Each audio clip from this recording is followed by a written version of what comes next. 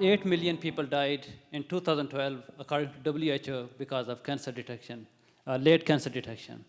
And in 2014, according to Cancer Society of Canada, about 500 people would be diagnosed with cancer.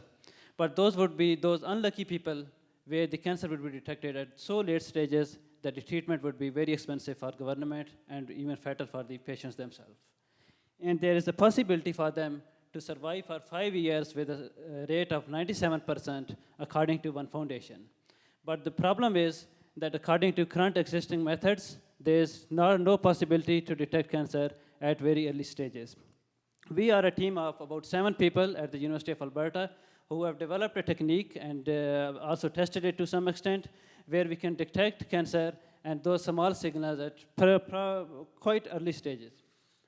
We have a tool, basically we have already developed a technique and now we are developing a tool which can take a droplet of, single droplet of blood and then it take very deep analysis of picoliters and then it cannot miss those microvesicles which are left by the tumor cells in a patient body. And currently we are trying to collaborate with the Ontario company who are already quite popular for detection of single type of cancer, but we have possibility that we would be able to detect a few more types than what they are doing already.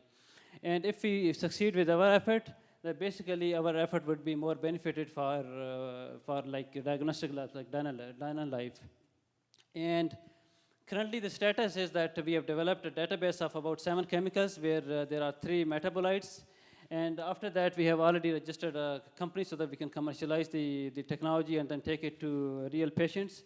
And we have filed a couple of patents so that we can also secure our methods and take full superiors to take it to market. And that is a prototype which you can see over there of our currently instrument. We are a team of 2 professors, one research scientist, and one postdoc, that's me, and there are 3 PhD students. And on top of that, we have collaborated with a very popular professor at the University of Alberta, Professor John Lewis, who is quite expert in cancer detection at early stages. So they are doing with a different method, but we are expecting a much better technique what they are doing. We may not be able to eradicate cancer at all, but we hope that we would be able to give a life of a few more years to cancer patients if we succeed in our efforts. Thank you very much.